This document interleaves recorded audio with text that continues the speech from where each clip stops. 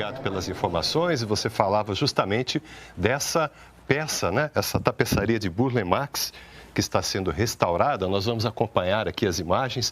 O presidente Lula, acompanhado ali do ministro Luiz Roberto Barroso, do STF, também do presidente do Senado, Rodrigo Pacheco, apresentando aqui um exemplar da Constituição brasileira.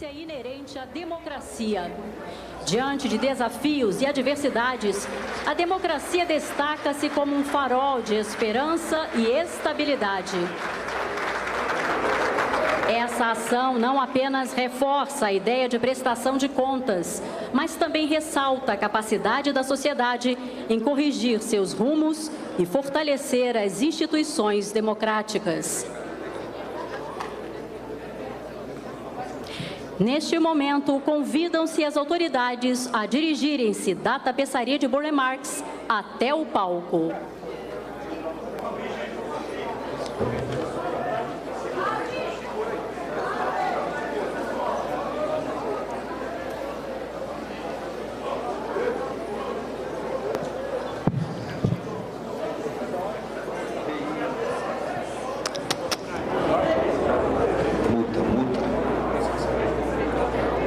O dispositivo de honra é composto pelas seguintes autoridades: o presidente da República, excelentíssimo senhor Luiz Inácio Lula da Silva, o presidente do Congresso Nacional, excelentíssimo senhor senador Rodrigo Pacheco, o presidente do Supremo Tribunal Federal, excelentíssimo senhor ministro Luiz Roberto Barroso, o vice-presidente da República, excelentíssimo senhor Geraldo Alckmin, o presidente José Sarney, o presidente do Tribunal Superior Eleitoral, excelentíssimo senhor ministro Alexandre de Moraes, a ex-presidenta do Supremo Tribunal Federal, excelentíssima senhora Rosa Weber,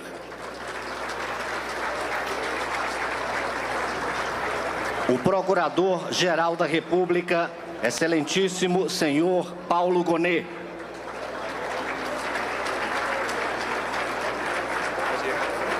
a governadora do estado do Rio Grande do Norte, excelentíssima senhora Fátima Bezerra,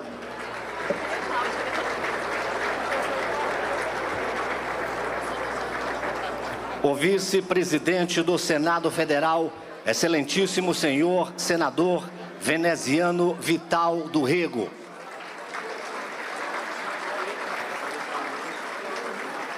a relatora da Comissão Parlamentar Mista de Inquérito do 8 de janeiro, excelentíssima senadora Elisiane Gama,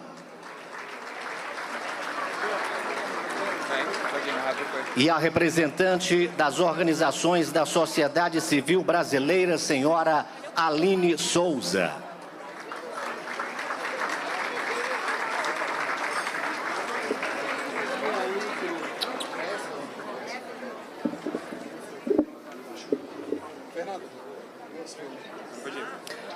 Agora,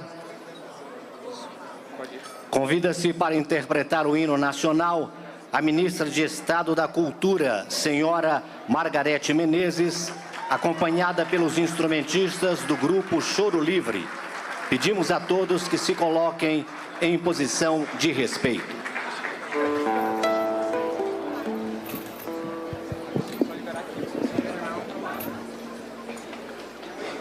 Pessoal, só vamos liberar aqui, só se terminar o trabalho, por favor.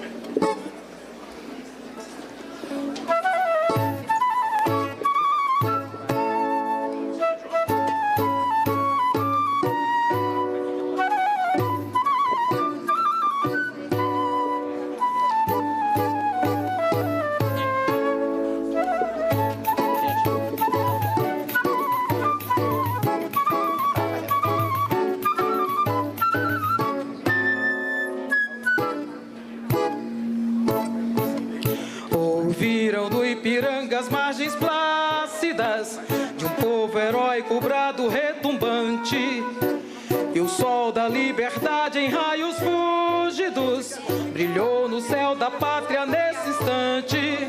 Se o penhor dessa igualdade conseguimos conquistar com braço forte, em teu seio, ó liberdade, desafia o nosso peito à própria morte. Ó pátria amada, idolatrada, salve, salve. Brasil, um sonho intenso, um raio vívido de amor e de esperança, a terra desce. Se teu formoso céu risonho e límpido, a imagem do cruzeiro resplandece, gigante pela própria natureza. És bela, és forte, impávido colosso, e o teu futuro espelha essa grandeza. Terra adorada, entre outras mil és tu, Brasil, ó pátria amada. Dos filhos deste sol és mãe gentil, pátria amada, Brasil.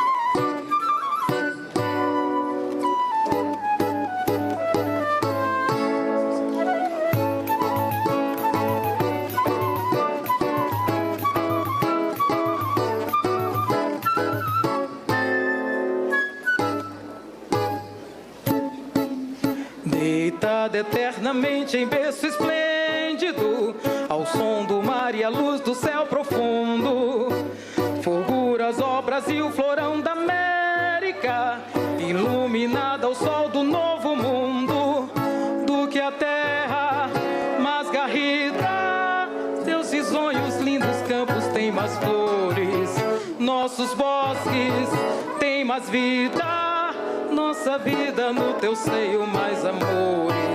Ó pátria amada, idolatrada, salve, salve.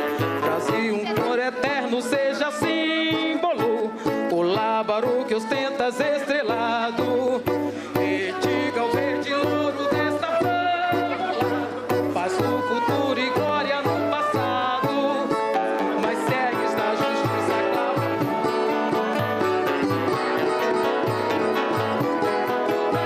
Nem teme quem te adora, a própria morte, terra adorada, entre o Brasil és dos filhos deste sol és mãe gentil, pátria amada, Brasil.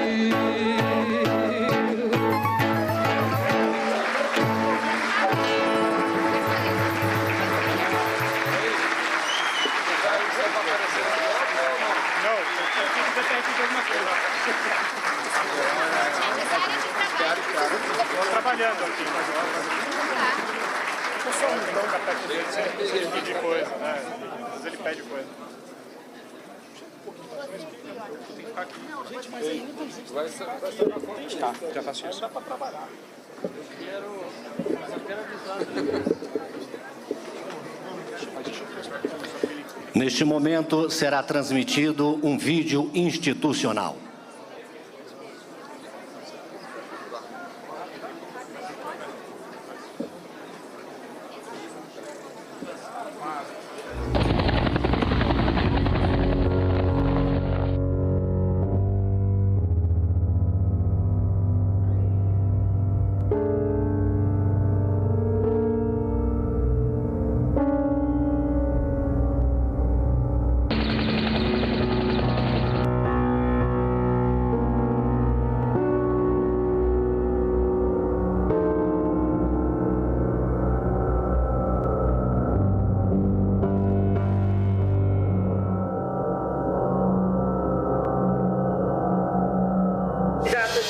Em Brasília, depredaram o Palácio do Planalto, arremessados da rampa, invadiram as sedes dos três poderes, Palácio do Planalto, Congresso Nacional e Supremo Tribunal Federal.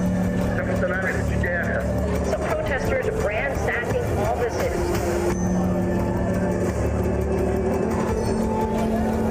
Não permitir que o povo brasileiro esqueça, dia 8 de janeiro de 2023, um grupo de pessoas irresponsáveis resolveu dar um golpe nesse país.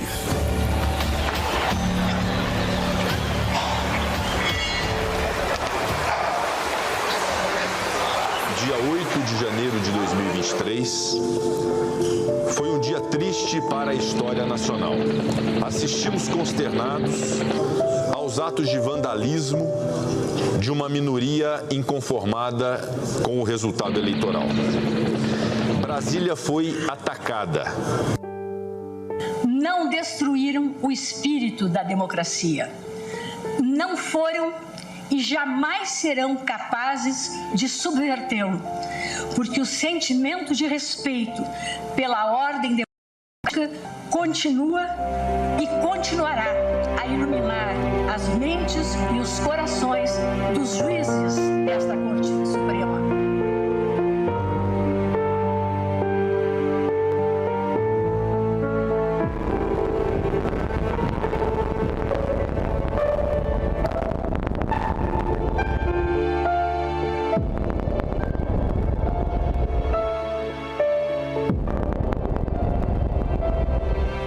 Nesta Praça dos Três Poderes, nestes prédios, nestas cadeiras, é que são decididos os rumos do país. É aqui que os direitos são garantidos. É aqui que a população brasileira alcança suas conquistas.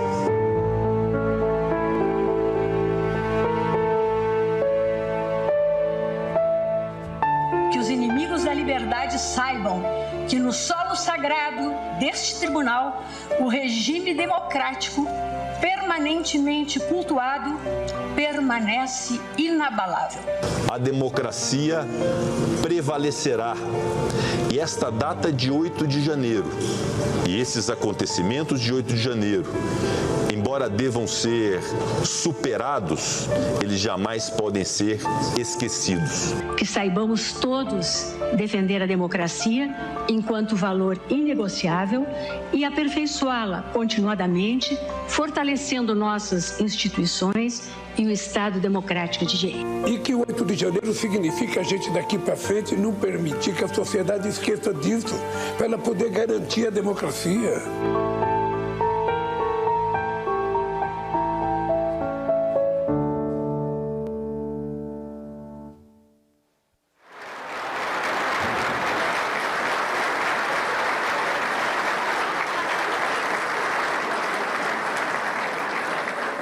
Convida-se agora, neste momento, para fazer uso da palavra a governadora do Estado do Rio Grande do Norte, senhora Fátima Bezerra.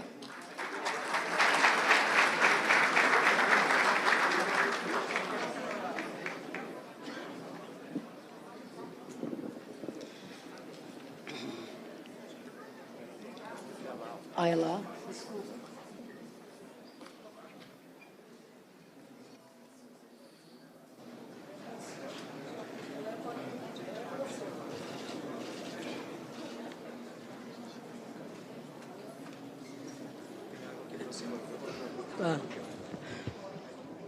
E é porque, honrosamente, eu já integrei esta casa, mas é emoção.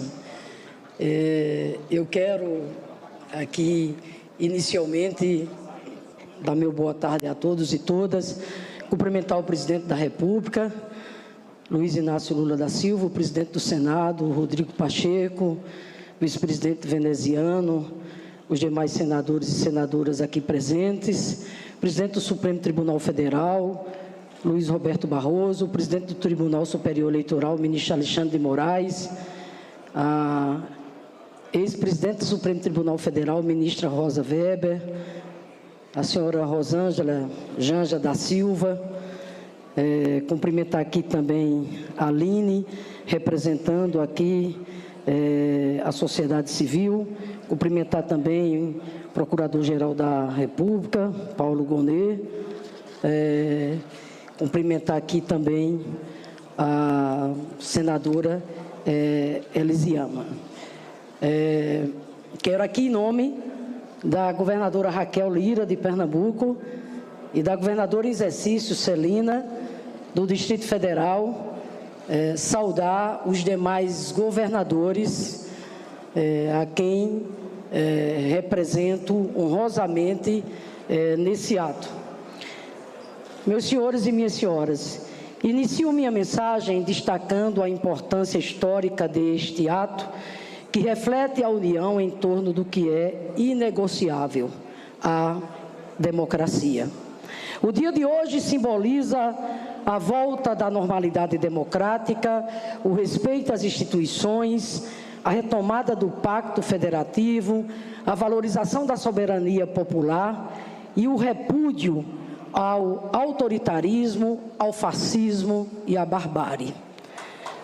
O 8 de janeiro de 2023 foi uma das páginas mais infelizes da nossa história contemporânea. Não foi apenas um caso de vandalismo, muito menos um episódio isolado. O Brasil e o mundo acompanharam as urnas eletrônicas serem questionadas, o sistema eleitoral brasileiro ser atacado e uma verdadeira incitação contra o Supremo Tribunal Federal ser promovida. Houve grande preocupação com o dia da eleição, depois com a posse, até chegarmos o trágico e o fatídico dia 8 de janeiro de 2023. Há um ano, vivemos o dia da infâmia, como disse a querida ministra Rosa Weber. A truculência e a incivilidade puseram à prova o regime democrático no país, promovendo cenas que nunca sairão de nossas memórias. Mas que bom estarmos aqui hoje para dizer que a democracia venceu, resistiu e venceu. Com prejuízos financeiros expressivos, a perda irreparável de itens históricos, mas preservando o valor fundamental da vida em liberdade. A democracia tem como essência a pluralidade de ideias e de pensamentos, mas deve ser alicerçada num bom diálogo e em valores como respeito, tolerância, verdade e espírito público.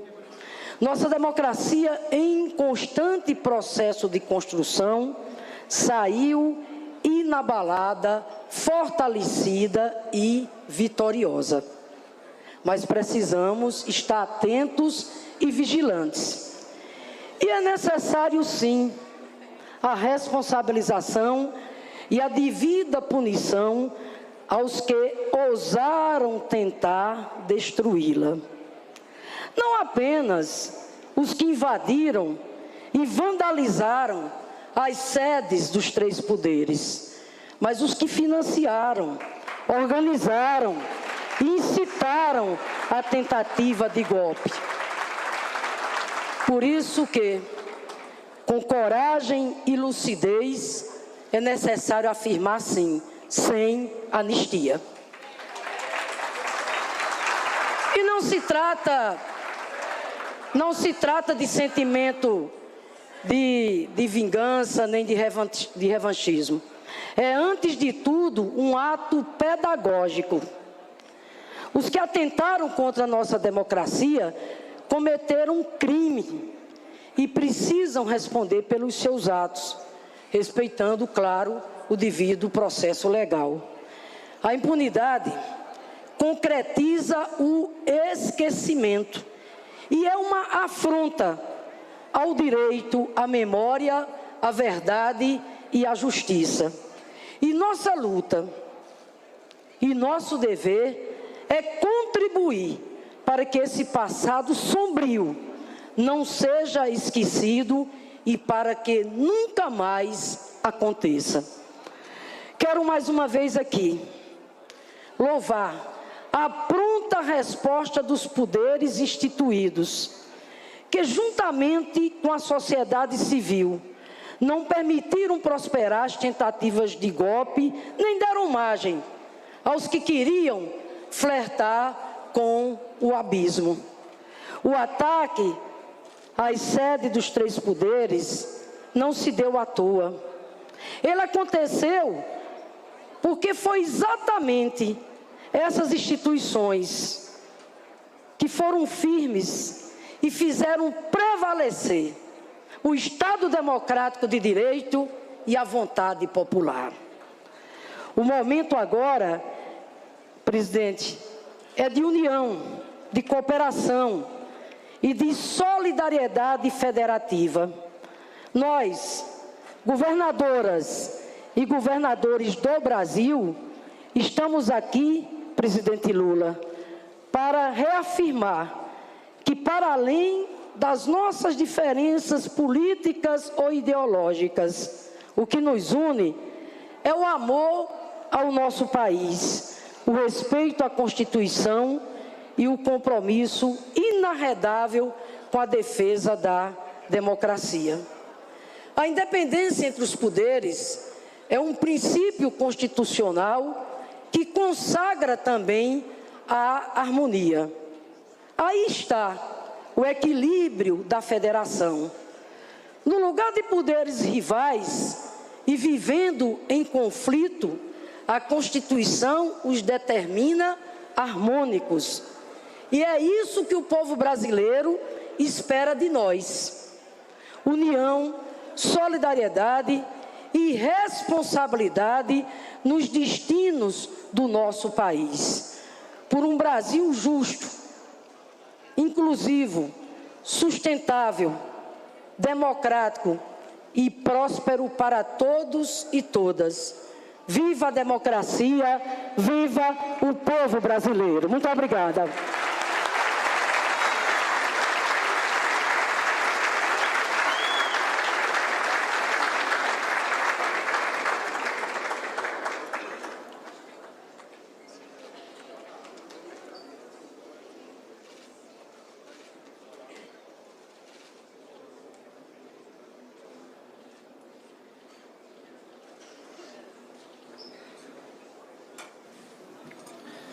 Com a palavra neste momento, o Procurador-Geral da República, excelentíssimo senhor Paulo Gonet.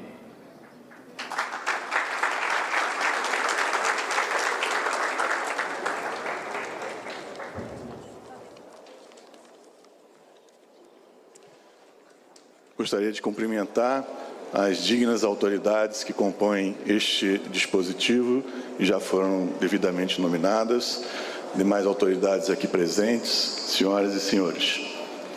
É bem conhecida e está talhada em mármore de prédio de arquivos históricos a frase lançada por um personagem de um dos maiores escritores universais.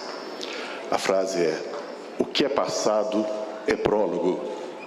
A frase nos desperta o aviso de que o que passou é sinal do que pode vir a ser. A solenidade deste 8 de janeiro toma a sério a advertência e nos faz recolher aos acontecimentos que abismaram a cidadania, mas também mobilizaram as forças democráticas há um ano precisamente.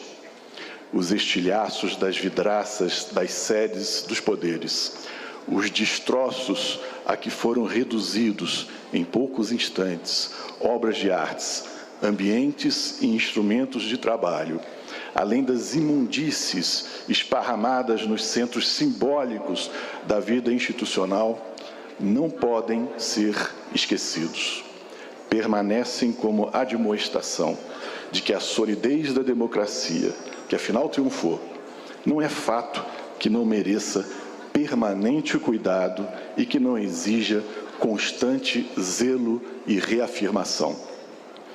Mesmo a mais célebre das democracias contemporâneas não se viu livre dos cruentos ataques, em tempos próximos, de índole assemelhada à que sofremos.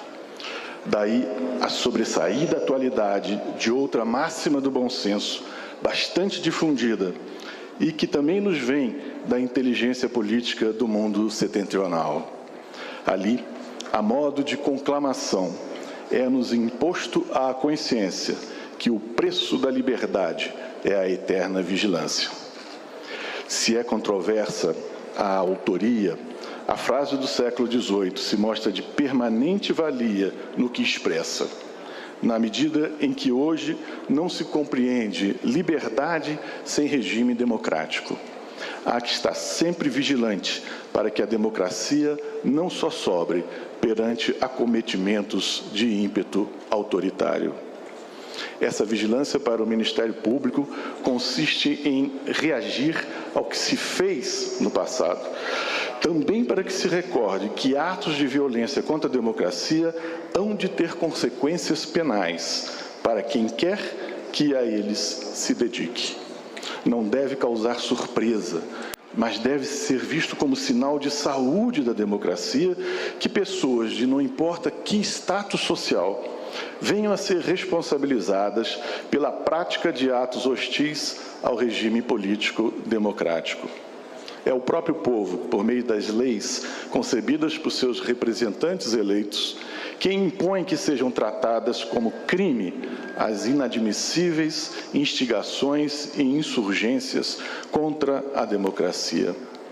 Portanto, é o próprio povo que situa no grau máximo do repúdio social como crime atitudes desse jaez. Da mesma forma como não tolera outras tantas vilezas que abalam o cotidiano seguro e a tranquila convivência social. Cabe ao Ministério Público o que já vem sendo feito há um ano: apurar a responsabilidade de todos e propor ao Judiciário os castigos merecidos. Essa é a nossa forma de prevenir que o passado que se lamenta não ressurja recrudescido e venha desordenar o porvir. Atentos sempre para que o passado é prólogo. Essa é também a parte que nos compete, na vigilância para que a liberdade sempre prospere. Muito obrigado.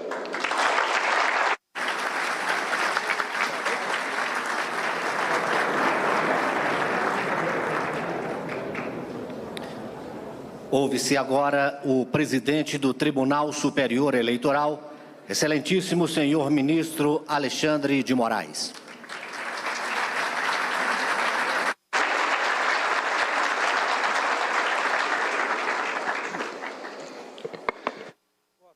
Boa tarde a todos. Eu cumprimento inicialmente o excelentíssimo presidente da República, Luiz Inácio Lula da Silva, o vice-presidente Geraldo Alckmin, e em nome deles cumprimento todas as autoridades do Poder Executivo. Cumprimento o senador Rodrigo Pacheco, em seu nome, todos os parlamentares, senadores e deputados federais aqui presentes. Cumprimento o meu presidente, ministro Luiz Roberto Barroso, cumprimentando aqui também os colegas que estão presentes, nosso decano, ministro Gilmar Mendes, ministra Carmen Lúcia, ministro Edson Fachin, ministro Cristiano Zanin, o futuro ministro Flávio Dino. Cumprimento também os sempre ministros Aires Brito e Ricardo Lewandowski. Cumprimento especial a minha também sempre presidente, ministra Rosa Weber, aqui presente. Cumprimento todos os membros do Ministério Público, em nome do Procurador-Geral da República, professor Paulo Gonet, todos os governadores e governadoras de Estado, em nome da governadora Fátima Bezerra, senhores e senhoras. A democracia venceu. O Estado constitucional prevaleceu. Nesse 8 de janeiro, um ano após a frustrada tentativa de golpe de Estado, me parece necessário reafirmarmos 3 importantes questões. Uma em relação ao passado, uma em relação ao presente e uma em relação ao futuro. Em relação ao passado, não só é o momento de reafirmação da solidez, da resiliência da República Brasileira e da força de nossas instituições, mas também de celebrar a união de todas as autoridades dos 3 poderes em torno da Constituição e em defesa da democracia ocorrida há um ano atrás. Presidente Lula,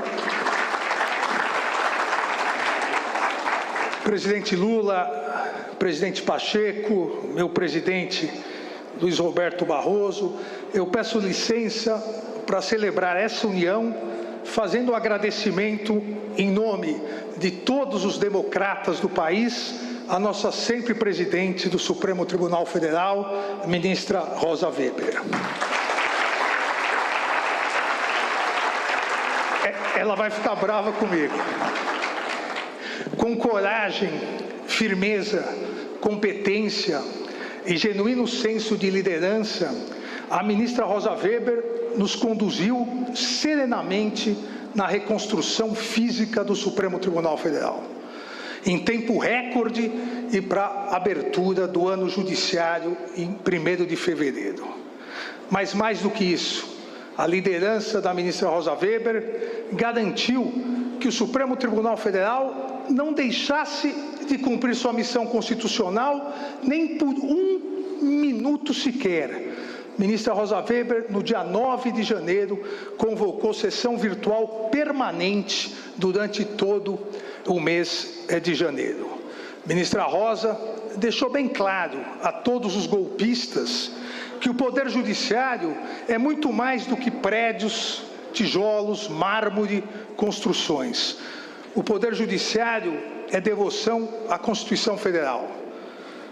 O Poder Judiciário é o trabalho do dia a dia de seus juízes, de suas juízas e de todo o corpo de servidores. O Poder Judiciário é, principalmente, a fé inabalável no Estado democrático de direito e na defesa dos direitos fundamentais. Presidente Rosa, a democracia permaneceu inabalada. Parabéns.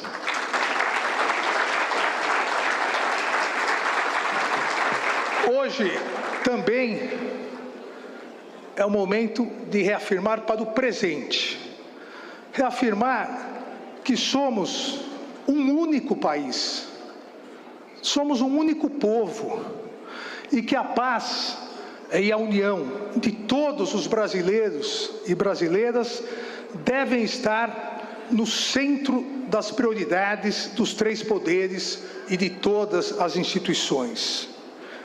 Mas o fortalecimento da democracia não permite confundirmos paz e união com impunidade, apaziguamento ou esquecimento. Impunidade não representa paz nem união. Todos, absolutamente todos, aqueles que pactuaram covardemente com a quebra da democracia e a tentativa de instalação de um estado de exceção, serão devidamente investigados, processados e responsabilizados na medida de suas culpabilidades.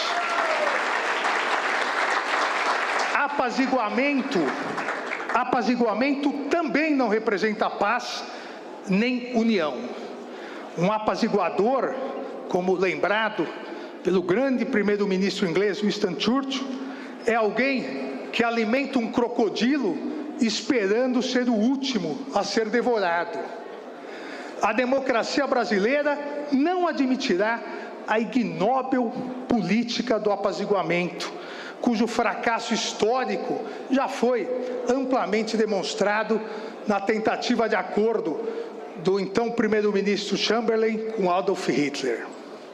Esquecimento também, da mesma maneira, não significa nem paz, nem união, pois ignorar tão grave atentado à democracia e ao Estado de Direito seria equivalente a encorajar grupos extremistas à prática de novos atos criminosos e golpistas. E, finalmente, hoje, também é o momento de olharmos para o futuro e reafirmarmos a urgente necessidade de neutralização de um dos grandes perigos modernos à democracia, a instrumentalização das redes sociais pelo novo populismo digital extremista. A necessidade da edição de uma moderna regulamentação, como vem sendo discutido no mundo todo democrático, e como recentemente aprovado na União Europeia, no Canadá, na Austrália. As recentes inovações em tecnologia de informação, o acesso universal às redes sociais, com o agigantamento das plataformas, as Big Techs, amplificado em especial com o uso da inteligência artificial, essas recentes inovações potencializaram a desinformação premeditada e fraudulenta, amplificaram os discursos de ódio e antidemocráticos. A ausência de regulamentação e a inexistente responsabilização das plataformas, somadas à falta de transparência na utilização da inteligência artificial e dos algoritmos, tornaram os usuários suscetíveis à demagogia e à manipulação política, possibilitando a livre atuação desse novo populismo digital extremista e de seus aspirantes a ditadores. A preocupação com a captura furtiva da vontade do eleitorado é um problema atual discutido não só no Brasil, discutido em todas as democracias. É necessário maior transparência dos critérios utilizados nesse direcionamento de mensagens, para evitar manipulações e para a redução dos riscos para a democracia. Esse maléfico e novo populismo digital extremista evoluiu na utilização dos mesmos métodos utilizados pelos regimes nazista e fascista no início do século XX. Com o aprimoramento da divulgação de notícias fraudulentas, com patente corrosão da linguagem, na substituição da razão pela emoção, no uso de massiva desinformação, no ataque e tentativa de destruição da imprensa livre, da mídia séria e da justiça, como ocorreu exatamente no Brasil.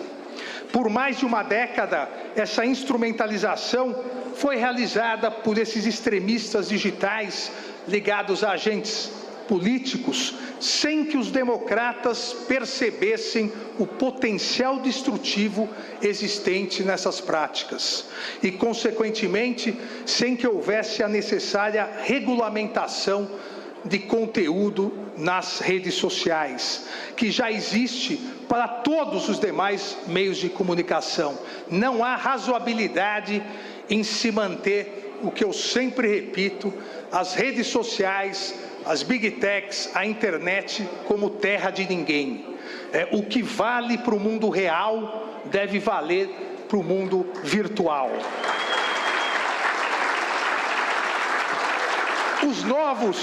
Os novos populistas digitais extremistas, inimigos da democracia, inimigos do Estado de Direito, instrumentalizaram as redes sociais, como nós vimos aqui exatamente há um ano atrás.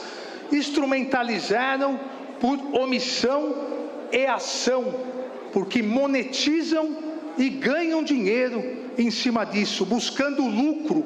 Nada fizeram para impedir esse exponencial aumento do discurso de ódio, do discurso antidemocrático, das notícias fraudulentas.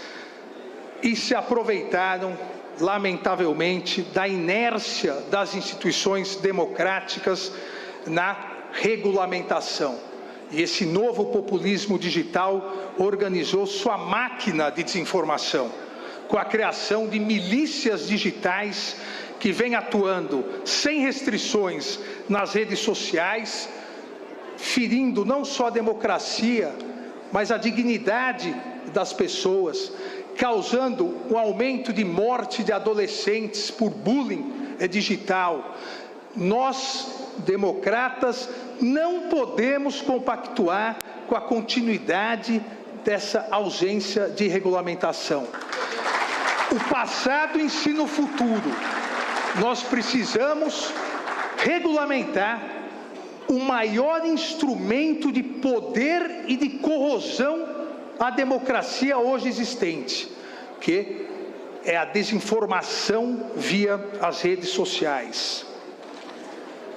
Não podemos ignorar o poder político das redes sociais como o mais novo e eficaz instrumento de comunicação de massa e desinformação massiva pelas práticas desses grupos extremistas.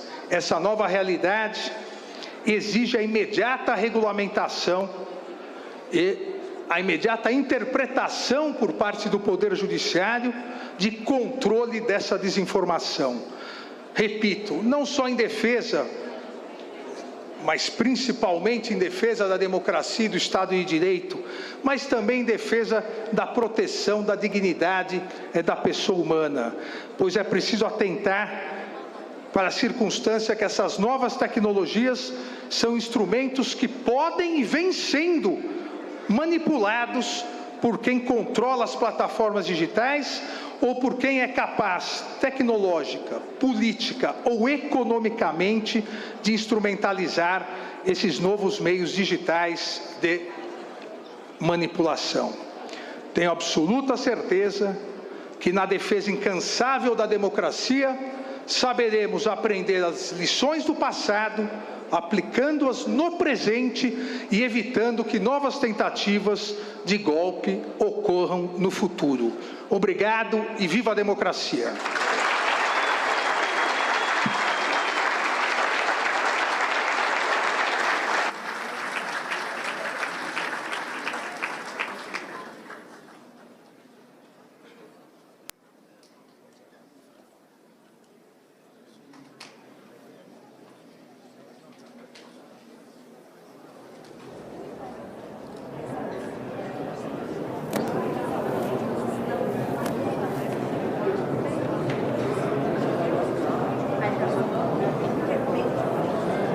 Com a palavra, o presidente do Supremo Tribunal Federal, excelentíssimo senhor ministro Luiz Roberto Barroso.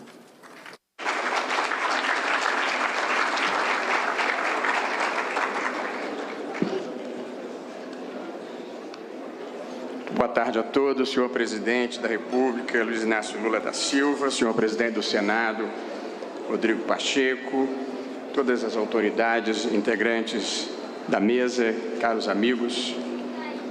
Eu não vou reler a nominata, mas homenageio todos os que estão presentes na pessoa da minha querida ex-presidente, ministra Rosa Weber, e cumprimento todos os meus colegas do Supremo Tribunal Federal, também aqui presentes. A história dos povos é feita de momentos emblemáticos, por vezes dramáticos e até devastadores. São esses episódios que definem o caráter de uma nação. E é a maneira como se reage a eles que vai determinar se a história vai andar para frente ou se vai retroceder. A depredação da sede dos três poderes no dia 8 de janeiro passado não foi um fato isolado, não foi um caso fortuito ou um mero acidente de percurso. Embora impressentido, foi um ataque meticulosamente preparado. O dia da infâmia foi precedido de anos de ataques às instituições, ofensas a seus integrantes, ameaças de naturezas diversas e disseminação do ódio e de mentiras. Banalizou-se o mal, o desrespeito, a grosseria, a agressividade, a falta de compostura. Passamos a ser mal vistos globalmente, um Brasil que deixou de ser Brasil. Porém, a despeito de tudo, as instituições venceram e a democracia prevaleceu. A reação do presidente da República, do presidente do Senado, do presidente da Câmara, da presidente do Supremo, dos diferentes setores da sociedade civil e da imprensa, demonstrou que nós já superamos os ciclos do atraso. Já não há mais espaço na vida brasileira para quarteladas, quebras da legalidade constitucional ou descumprimento das regras do jogo.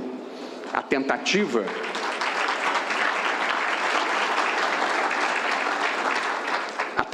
de golpe de Estado, de abolição violenta, do Estado Democrático de Direito e a depredação do patrimônio público, entre outros delitos, estão sendo punidos na forma da lei.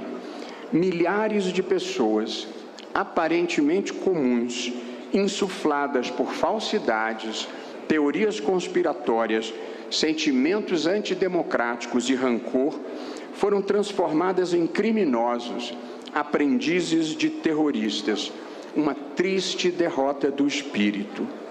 Como se evidenciou, a destruição física dos prédios não foi capaz de abalar o que cada um dos poderes simboliza: a vontade majoritária do povo, representada pelo Presidente da República e pelo Congresso Nacional, e a busca por justiça, representada pelo Supremo Tribunal Federal.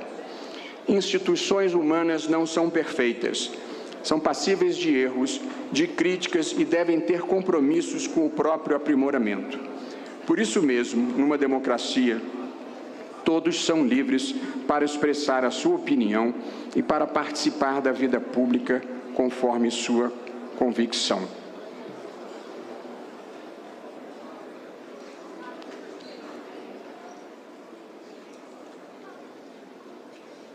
De tudo o que vi e ouvi, no entanto, o que me causou especial abalo foi o seguinte: um policial judicial do Supremo me descreveu que, após marretadas na parede e arremessos de móveis e de objetos, muitos dos invasores se ajoelhavam no chão e rezavam fervorosamente. De onde, Deus do céu, poderá ter saído essa combinação implausível de religiosidade,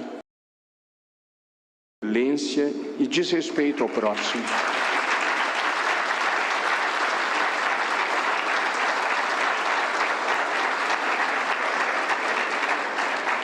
Que desencontro espiritual pode ser esse, que não é capaz de mínima distinção entre o bem e o mal, entre o estado de natureza e a civilização? Que tipo de inspiração terá empurrado essas pessoas numa ribanceira moral? Mas os comportamentos destrutivos das instituições e da democracia não contribuem para o avanço do processo civilizatório, nem para a causa da humanidade. A violência, a intolerância e o extremismo só levam à decadência e à infelicidade. Estamos todos reunidos aqui hoje para renovar a nossa crença na democracia, na harmonia entre os poderes e na vida vivida com boa fé e boa vontade, componentes indispensáveis para um país melhor e maior. Não passaram e não passarão.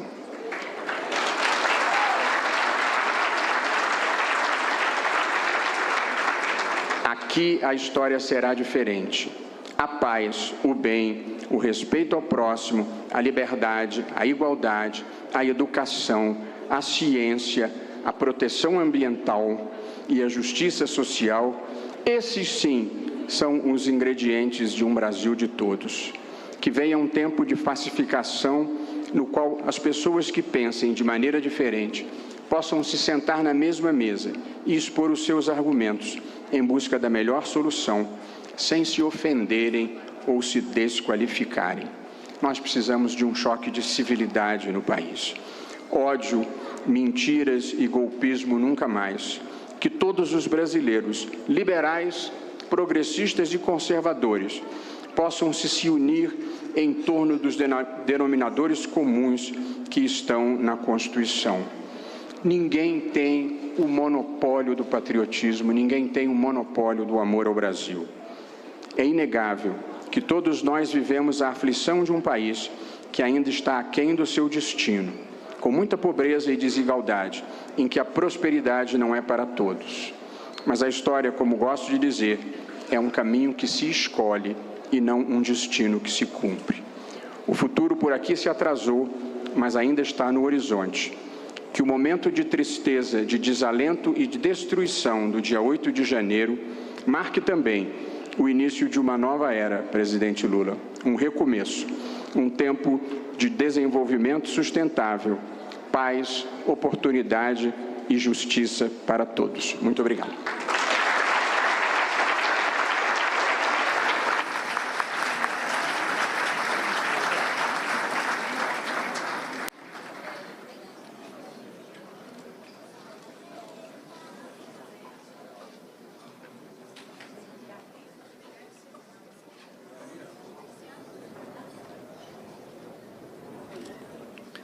Ouve-se nesse momento o pronunciamento do presidente do Congresso Nacional, excelentíssimo senhor senador Rodrigo Pacheco.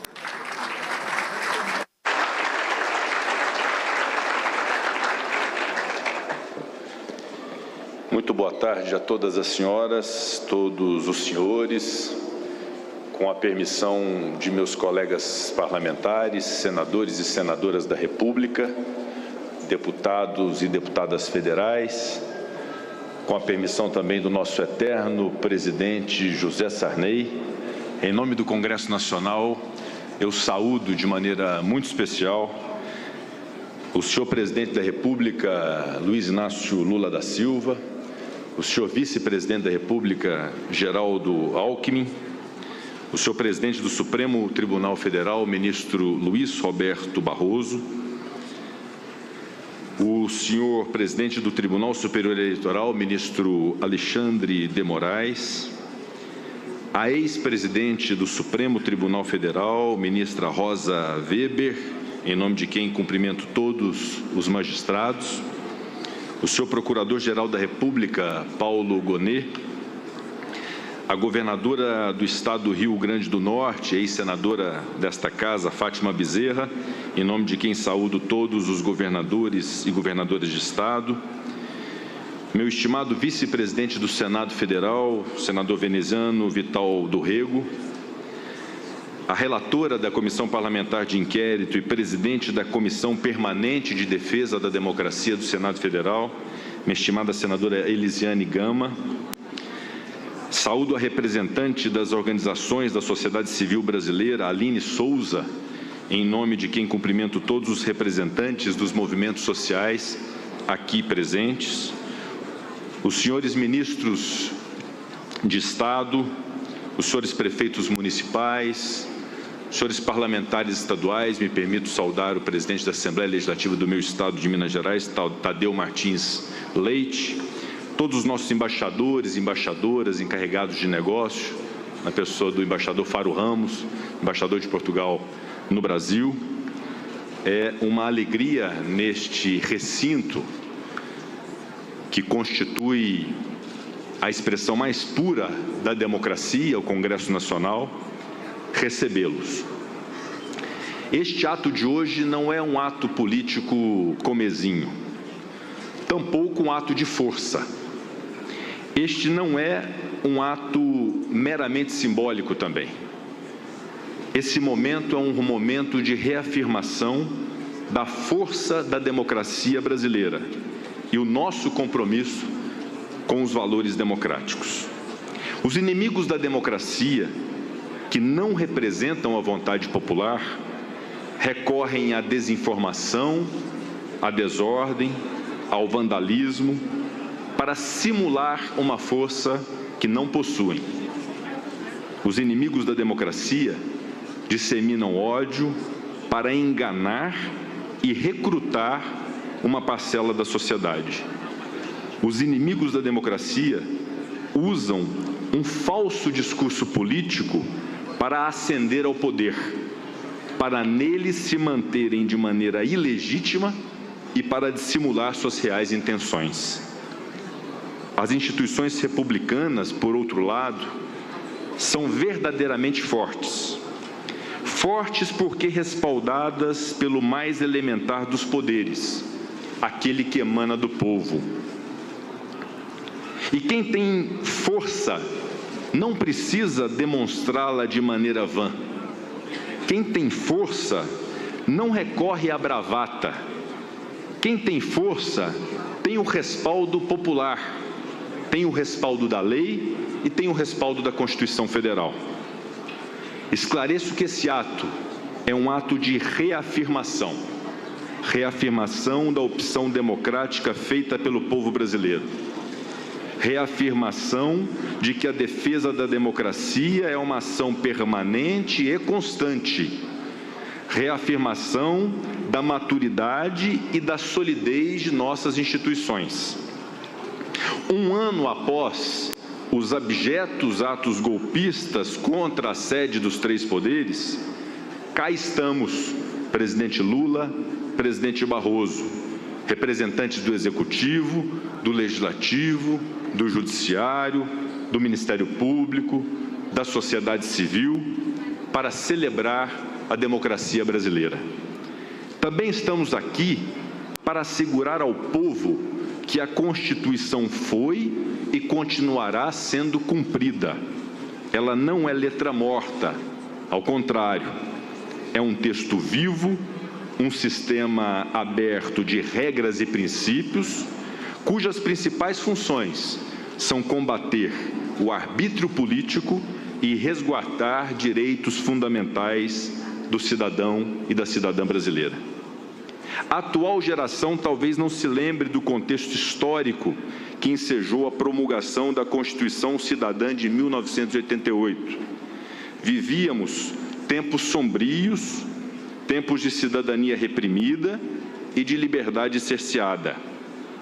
Os primeiros exemplares da Constituição Federal de 1988 continham um prefácio de Ulisses Guimarães, presidente da Assembleia Nacional Constituinte, que descrevia por qual razão surgiu a nova Carta Magna e como ela protegeria a democracia brasileira de uma nova ruptura. Nas palavras de Ulisses, a Constituição, que ele chamou naquele primeiro momento de Constituição Coragem, aspas, nasceu do parto de profunda crise que abalava as instituições e convulsionava a sociedade. Na visão do Constituinte, a Constituição de 88 inovou ao dividir competências para vencer dificuldades, contra a ingovernabilidade concentrada em um, possibilitando a governabilidade de muitos. Ao final do prefácio, que representa uma verdadeira aula de constitucionalismo e história, Ulisses Guimarães concluiu, aspas, a Constituição durará com a democracia e só com a democracia sobrevivem para o povo a dignidade, a liberdade e a justiça. O ser humano somente pode ser livre quando há democracia. E a democracia somente existe, ministro Alexandre de Moraes, a democracia somente existe quando se respeita o processo eleitoral. Desqualificar e desacreditar o processo eleitoral não ofende apenas as instituições republicanas ou a justiça eleitoral. Ofende também, de uma maneira ainda mais grave, o povo brasileiro. Sob premissas falsas, golpistas desejavam invalidar o resultado das urnas. Para além dos prejuízos materiais, para além das depredações e da violência praticadas, inclusive nesse recinto onde aqui nós estamos, essa turba de criminosos que invadiu estas mesmas dependências desrespeitou a vontade popular manifestada pelo voto. Isso é absolutamente inaceitável. A lógica da democracia e a lógica da democracia representativa é justamente essa. Ao fim das eleições, aqueles que obtiverem mais votos exercerão o poder delegado pelo povo. Exercerão, presidente Lula, temporariamente o poder, e falávamos sobre isso agora no início da solenidade, temporariamente o poder. Nas eleições seguintes, o resultado pode ser diferente, ou pode ser igual, pode haver reeleição ou não. Eis um outro conceito muito caro à democracia e que demonstra a sua vitalidade: a real possibilidade de alternância de poder. Aceitar com naturalidade e grandeza de espírito a vitória de um candidato com o qual não simpatizamos é dever cívico de todos nós. Isso não quer dizer que não possamos nos manifestar a discordância, eventual desagrado em relação às políticas de um governo. A oposição, aliás, faz parte da democracia. A oposição mantém viva a democracia. A Constituição garante a liberdade de expressão, a livre manifestação do pensamento vedado ao anonimato, os demais direitos das minorias, de modo que uma derrota nas urnas não significa a supressão política deste ou daquele grupo. Como sintetizou o professor Alberto do Amaral Júnior, a democracia é o governo da maioria com a proteção da minoria. Mas essa proteção não significa, definitivamente, que os insatisfeitos possam recorrer ao terror, ao caos, à intentona. Nada, absolutamente nada, justifica o que ocorreu em 8 de janeiro de 2023. Os poderes legislativo, executivo e judiciário souberam dar pronta resposta à ameaça. Para tanto, agiram com plena legitimidade popular, pois, ao contrário de golpistas, atuam de acordo com a Constituição.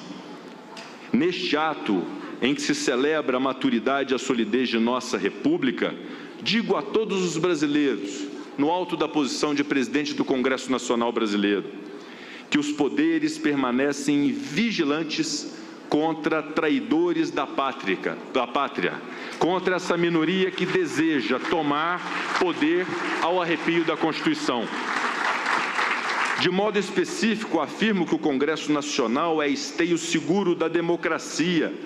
Estaremos sempre abertos ao debate, estaremos sempre abertos ao pluralismo e ao dissenso, mas nunca toleraremos a violência, o golpismo, o exercício arbitrário de razões, o desrespeito à vontade do povo brasileiro.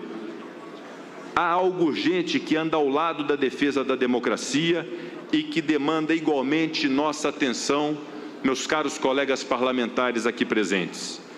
Precisamos trabalhar para garantir o bem-estar da população brasileira. É difícil assimilar na plenitude os valores democráticos quando se convive com violência, com fome, com desigualdade, com desemprego, com radicalismo político e ideológico. O resultado que se tem dos atos antidemocráticos e dos crimes que aqui ocorreram em 8 de janeiro de 2023 é o surgimento de uma responsabilidade que se impõe a cada representante dos poderes da República, a cada representante dos entes federados, a cada agente público e a cada cidadão e cidadã. Precisamos trabalhar em harmonia, buscando o consenso pelo diálogo. Os entes federados devem atuar para que as políticas públicas possam efetivamente chegar à população. Para tanto, o Brasil precisa de algo muito importante, de união, presidente Lula, de manifestações de união, de manifestações de pacificação. Só assim nós vamos vencer a polarização que nos divide, que nos enfraquece enquanto nação. Invocamos nesse sentido, portanto, um compromisso geral e mútuo de superação dessa fase de divisão que atormenta o Brasil. Invoquemos um compromisso geral para que trabalhemos lado a lado para garantir algo que é básico, mas é tão caro a todo o brasileiro, a sua própria dignidade. Ao se ter dignidade, nós estaremos consolidando de uma vez por todas a democracia brasileira. Se pudermos garantir essa dignidade, a democracia em nosso país, tenho certeza, seguirá inabalada. E por fim, como presidente do Congresso e comungando também do entendimento do presidente da Câmara dos Deputados, Arthur Lira, há um ano nós temos essas grades que cercam o Congresso Nacional, impostas pelas circunstâncias do desagravo e do que nós vivemos no triste 8 de janeiro de 2023. É chegada a hora, em 8 de janeiro de 2024, um ano após esta tragédia democrática do Brasil, abrir o Congresso Nacional para o povo brasileiro. Retirar essas grades que circundam o Congresso Nacional, para que todos tenham a compreensão de que esta casa é a casa deles, é a casa do povo, é a casa de representantes eleitos, onde as decisões devem ser tomadas para o rumo do Brasil. Portanto, o sentimento para todos os brasileiros e brasileiras, independente da linha ideológica, independente da linha política, independente do partido político, tenham a compreensão de que esta casa é aberta a todos os mais de 200 milhões de brasileiros igualmente, pois esta é a casa do povo, esta é a casa dos estados, por isso a decisão de suprimirmos essas grades, quero acreditar, de uma maneira definitiva, como símbolo dessa democracia viva que nós buscamos ter. Muito obrigado.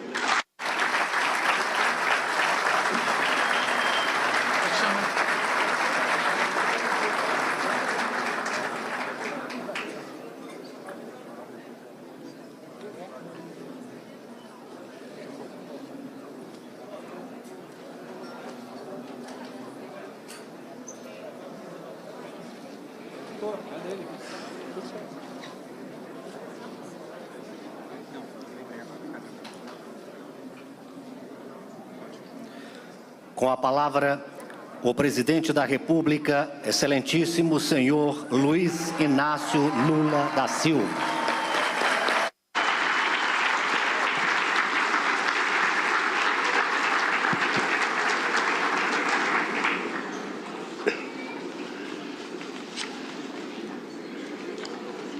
Eu quero,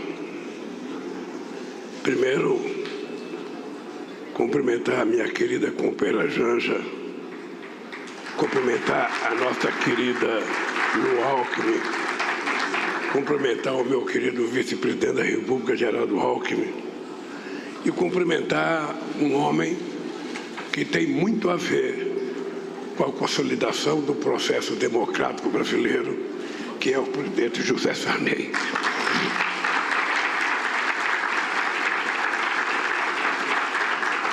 Quero cumprimentar os ministros e as ministras da Suprema Corte.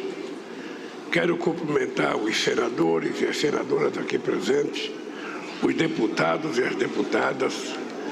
Quero cumprimentar os ministros de Estado do Brasil e as ministras que estão aqui. Quero cumprimentar especialmente o nosso querido mais novo ministro da Suprema Corte, o Flávio Dino, que já está com cara de ministro da Suprema Corte aqui na minha frente. É um dia muito especial para quem gosta, para quem ama e para quem pratica a democracia. Eu digo sempre que a democracia é um exercício que cada um de nós tem que fazer todo santo dia, a partir do nosso convívio familiar, para a gente poder viver em paz e ter uma vida tranquila. Eu quero saudar todos os brasileiros e as brasileiras que se colocaram acima das divergências para dizer um eloquente não ao fascismo. Porque somente na democracia as divergências podem coexistir com a paz. Quero fazer uma saudação especial a todos e todas que no dia seguinte à tentativa do golpe caminharam de braços dados do Palácio do Planalto até a Suprema Corte em defesa da democracia. Nunca uma caminhada tão curta teve tanto significado na história do nosso país. A coragem de parlamentares, governadores e governadoras, ministros e ministras da Suprema Corte, ministros e ministras de Estado, militares legalistas e, sobretudo, da maioria do povo brasileiro, garantiu que nós estivéssemos aqui hoje celebrando a vitória da democracia sobre o autoritarismo. Aproveito para saudar os trabalhadores e as trabalhadoras das forças de segurança, em especial a Polícia Legislativa da Câmara e do Senado, que mesmo em minoria se recusaram a admitir ao golpe e arriscaram suas vidas no cumprimento do seu dever.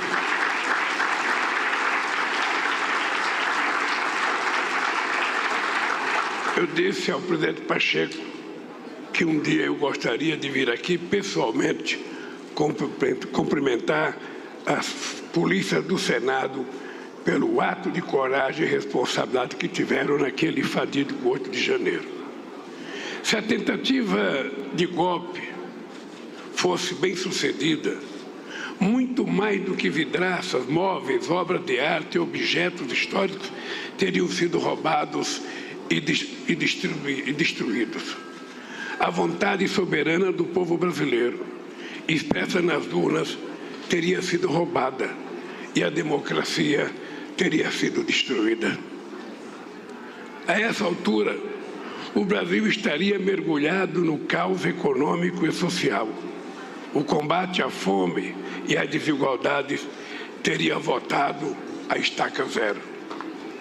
Nosso país estaria novamente isolado do mundo e a Amazônia em pouco tempo reduzida a cinzas para a boiada e o garimpo ilegal passarem. Adversários políticos e autoridades constituídas poderiam ser fuzilados ou enforcados em praça pública, a julgar por aquilo que o ex-presidente golpista pregou em campanha e seus seguidores tramam nas redes sociais. Todos aqueles que financiaram, planejaram e executaram a tentativa de golpe devem ser exemplarmente punidos. Não há perdão para quem atenta contra a democracia, contra seu país e contra seu próprio povo. O perdão soaria como impunidade, e a impunidade como salvo-conduto para novos atos terroristas no nosso país. Salvamos a democracia, mas a democracia nunca está pronta. Precisa ser construída e cuidada todo santo dia. A democracia é imperfeita porque somos humanos e, portanto, imperfeitos. Mas temos, todos e todas, o dever de unir esforços para aperfeiçoá-la todo santo dia. Minhas amigas e meus amigos, a fome é inimiga da democracia. Não haverá democracia plena enquanto persistir as desigualdades, seja de renda, raça, gênero, orientação sexual, acesso à saúde, educação e demais serviços públicos. Uma criança sem acesso à educação não aprenderá jamais o significado da palavra democracia. Um pai ou uma mãe de família no semáforo empunhando um cartaz escrito "Me ajudem, pelo amor de Deus", tampouco saberá o que é democracia. Aperfeiçoar a democracia é reconhecer que democracia para poucos não é bem uma democracia. Se formos capazes de deixar a divergência de lado para defendermos o regime democrático, somos também capazes de nos unirmos para construir um país mais justo e menos desigual.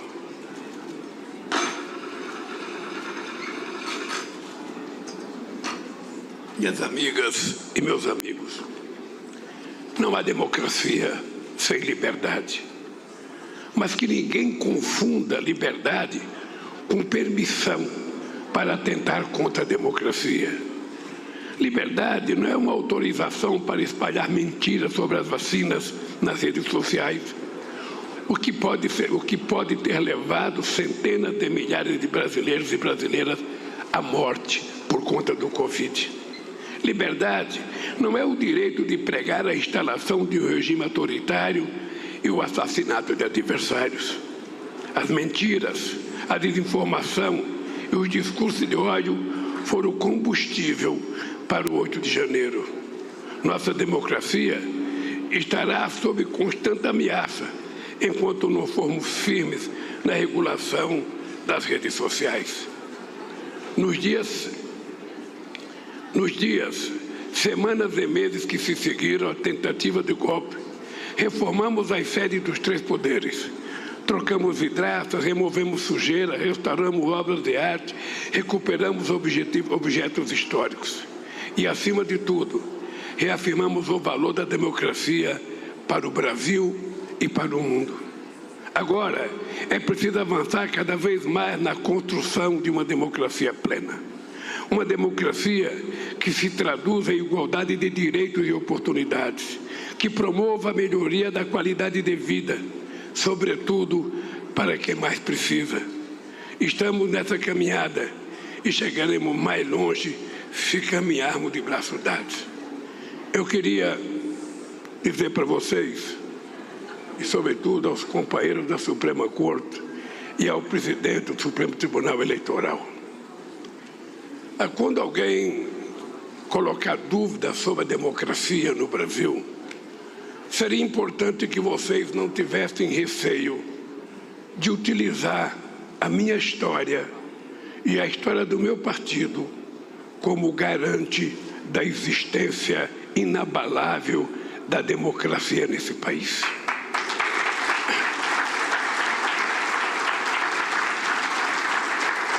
Desde 89, companheiro Haddad, eu disputo eleições nesse país. Aliás, aqui não tem ninguém que disputou tanta eleição como eu, e nem tão pouco que perdeu também tanta como eu, e nem tão pouco que ganhou tantas como eu.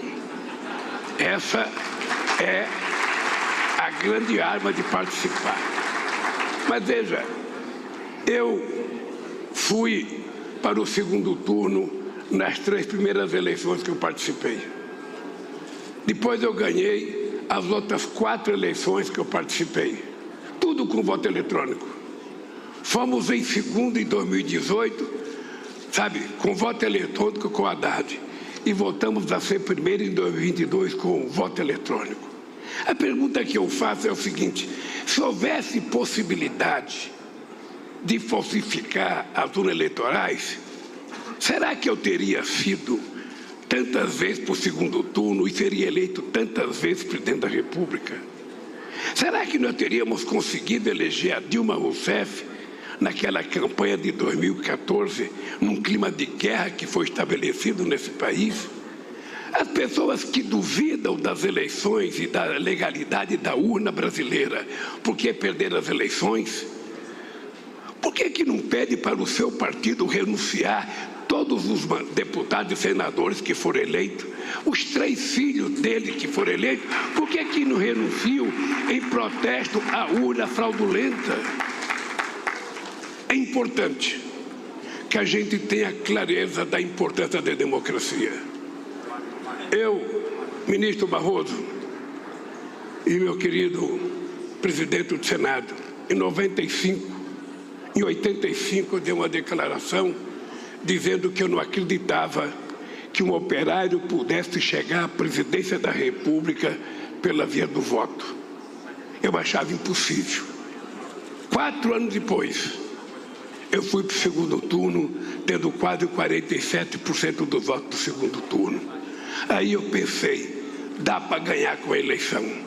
Tentei mais 3 vezes, perdi as 3 vezes, mas continuo acreditando, dá para ganhar, porque somente a democracia e somente o exercício da democracia pode permitir que um país do tamanho do Brasil tenha a primeira vez na sua história uma alternância de poder que permite que um metalúrgico chegue à presidência da República. Portanto, eu quero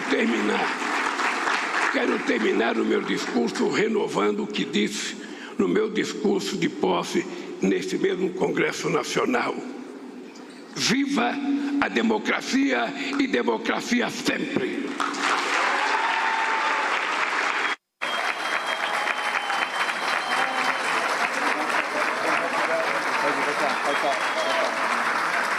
Está encerrada essa cerimônia.